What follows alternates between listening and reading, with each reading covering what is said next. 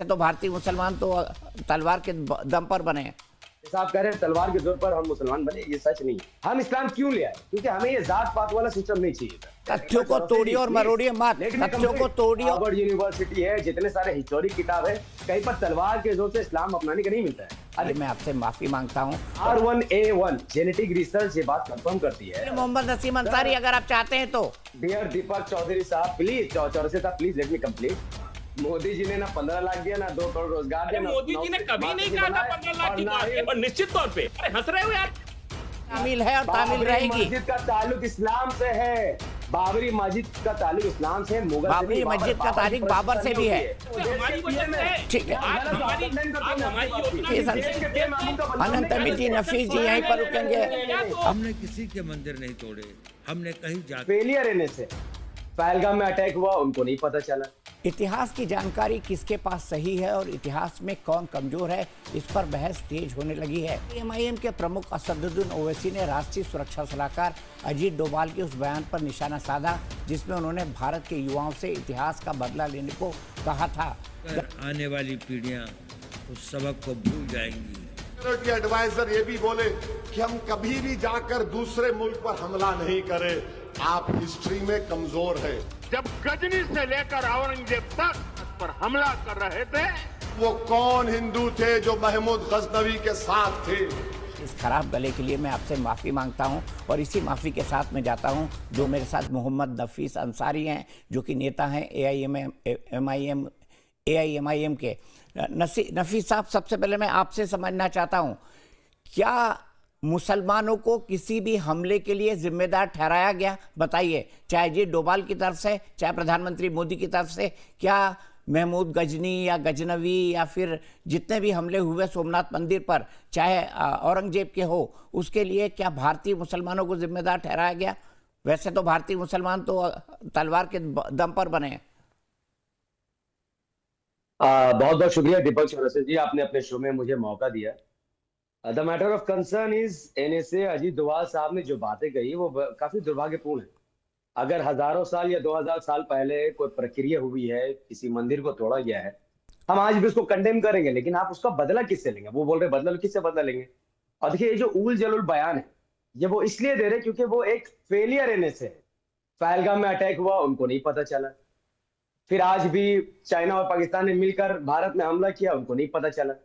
2014 से लेकर अब तक कितने भारत में ऐसे हमले हुए हैं, NSA अजीत डोभाल का जो जिम्मेदारी था वो उन्होंने पूरा ही नहीं किया। अब वो हिंदुत्व की राजनीति खेल रहा है। भाई, ये बात बीजेपी को बोलने दीजिए, हम बीजेपी को जवाब देंगे। आप तो एक सरकारी पद में है, देश चलाना आपका काम है। अब जहां तक बात पहले का है, जैसा आप कह रहे हैं तलवार के जोर पर हम मुसलमान बने, ये सच नहीं है। R1A1 जेनेटिक रिसर्च ये बात कंफर्म करती है कि 65,000 साल पहले भारत में पहली बार एक अफ्रीकी आया। फिर 4000 साल पहले आर्यन इन्वेजन हुआ, आर्यन यहाँ पर आए, उन्होंने फैला दिया। अब जहां तक मुसलमानों की बात है, सुनिए, हम भारतीय मुसलमान हैं। हम इस्लाम क्यों ले आए? क्योंकि हमें ये जात पात वाला सिस्टम नहीं चाहिए था। इस्लाम हमें कहता था कि गोरा काला अमीर गरीब एक बराबर है, और यहाँ पर जो धर्म था वो कहता था नहीं, अगर आप अछूत है तो अछूत ही रहेंगे, आपका संतान भी अछूत रहेगी। जो ब्राह्मण है वही उच्च रहेगा, बाकी सब कोई उच्च नहीं बनेगा। तो हमने उस धर्म को छोड़कर सम्मानित तरीके से इस्लाम एक्सेप्ट किया है। तो तलवार के जोर पर कोई इस्लाम नहीं कबूल करता है। अब देखिए, आज इस्लाम या तो तलवार के जोर पर आया है, या 2 किलो और 5 किलो चावल और गेहूं के लिए, उससे ज्यादा कुछ नहीं है। मोहम्मद नफीस अंसारी साहब, तथ्यों को तोड़िए और मरोड़िए मत, तथ्यों को तोड़िए और मरोड़िए मत, सच बोलिए, झूठ मत बोलिए। ये व्हाट्सएप यूनिवर्सिटी का बयान है, ये व्हाट्सएप यूनिवर्सिटी का बयान है। आज भी हार्वर्ड यूनिवर्सिटी है, जितने सारे हिस्टोरिक किताब है, कहीं पर तलवार के जोर से इस्लाम अपनाने का नहीं मिलता है। देखिए, मुगलों की जानते हैं, हम लोग मुगलों से कोई मोहब्बत नहीं करते। आपको ऐसा क्यों लगता है कि भारत के 25 करोड़ मुसलमान बाबर को, वो 1.25 मन जनेऊ वो कहां से आते थे? भाई नफीस अंसारी साहब, वो 1.25 मन जनेऊ किसके तोड़े जाते थे, किसके काट के तोले जाते थे? 1.25 मन जनेऊ। और क्यों कहा गया था औरंगजेब की तरफ से सिख गुरु को कि भाई आप कन्वर्ट हो जाओ या आपके बेटों को मार दिया जाएगा, आपको भी मार दिया जाएगा? सुनिए, अब मैं आपके इस सवाल का ऐसा जवाब दूंगा जिससे भारत के 140 करोड़ लोग सेटिस्फाई हो जाएंगे। मुगलों के दौर आप 40 करोड़ को क्यों सेटिस्फाई करना चाहते हैं? 140 करोड़ को करिए ना। आप 40 करोड़ को क्यों 140 करोड़ को सेटिस्फाई करिए मोहम्मद नसीम अंसारी, अगर आप चाहते हैं तो। डियर दीपक चौधरी साहब, प्लीज चौरसे साहब, प्लीज लेट मी कंप्लीट।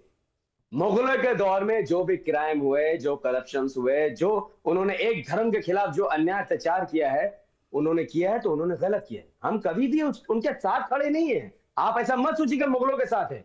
मुगलों का सम्मान अगर कहीं की हम करते हैं वो इसलिए क्योंकि उसके दौर में तभी बाबरी मस्जिद को प्यार करते हैं। देश एक रीजन है, तभी बाबरी मस्जिद को प्यार करते हैं मोहम्मद हफीज अंसारी साहब। तभी बाबरी मस्जिद को प्यार करते हैं, तभी कहते हैं बाबरी मस्जिद तामील थी, तामील है और तामील रहेगी। मस्जिद का ताल्लुक इस्लाम से है। बाबरी मस्जिद का ताल्लुक इस्लाम से, मुगल से बाबरी मस्जिद का ताल्लुक बाबर से भी है। बाबरी मस्जिद का ताल्लुक बाबर से भी है मोहम्मद नफीस अंसारी साहब। जवाब सुन लीजिए आप बहुत बात कह लिया आपने। और मुसलमान नमाज पढ़ते थे, दैट्स इट। इससे किसी को प्रॉब्लम नहीं होनी चाहिए। किसी की मंदिर पर मस्जिद बनाने का इस्लाम हमें सिखाते भी नहीं, ऐसा मस्जिद हराम है। ठीक है, जवाब सुन लीजिए। अनंत अमित जी क्या कहेंगे नफीस अंसारी के इतिहास ज्ञान पर कि कोई तलवार की नोक पर मुसलमान बनाई नहीं दे रहे थे। आज नए भारत को इनके जैसे ज्ञान की जरूरत नहीं। उल जुलूल की बात करें, संवैधानिक पद पे बैठे हुए डोभाल साहब, आज हम सुरक्षित इस देश में महसूस कर रहे हैं।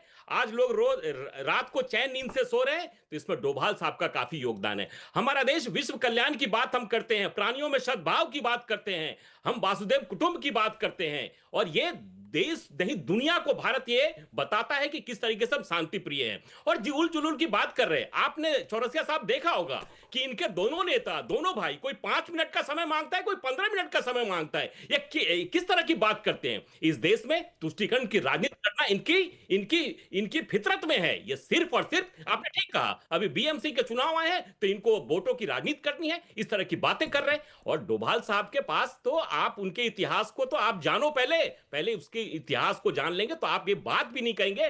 और अंसारी साहब, आप जिस तरीके से जो मुगल की बात कर रहे हैं ना, जो मुगलों की बात कर रहे हैं ना, इस देश के लोगों ने 500 साल प्रतीक्षा करने के बाद प्रभु श्री राम का मंदिर जिस तरीके से स्थापित किया सुप्रीम कोर्ट के आदेश के बाद, भी देख रही है। और मुगलों की बात करने वाले मुगल के प्रशंसक को इस देश में रहने की अब जरूरत नहीं है। इस देश ने नया भारत बता दिया है कि यह भारत किस तरीके से विकसित हो रहा है। 2047 में हमने प्रण लिया है विकसित भारत का। ये विकसित भारत बन के रहेगा और किसी मुगल की जरूरत नहीं है इस देश में। और निश्चित तौर पे, अरे हंस रहे हो यार, 11 साल से विकसित ही नहीं कर पाए। अब बोलो 20 साल बात करेंगे। अरे 2030 तुम तो 5 मिनट और 15 मिनट समय मांगते हो, हम तो ये बात कह नहीं सकते हैं। लेकिन अगर हमको समय मिल जाए तो तुम्हारी औकात ये भी पता है आपके नेता को। अनंत अमित साहब, मोदी जी ने ना 15 लाख दिया, ना 2 करोड़ रोजगार दिया। मोदी जी ने कभी नहीं कहा था 15 लाख की बात। आपके जैसे राजनीतिकों ने ये बात कहना प्रारंभ किया। और आज चौथे अर्थव्यवस्था में पहुंचा है दुनिया में, मोदी जी की वजह से, हमारी वजह से है। ठीक है, आज हमारी योजना जो है मुसलमानों भी उसमें सबसे ज्यादा। अनंत अमित जी, नफीस जी यहीं पर रुकेंगे। अफसोस हमारे पास वक्त इतना ही है।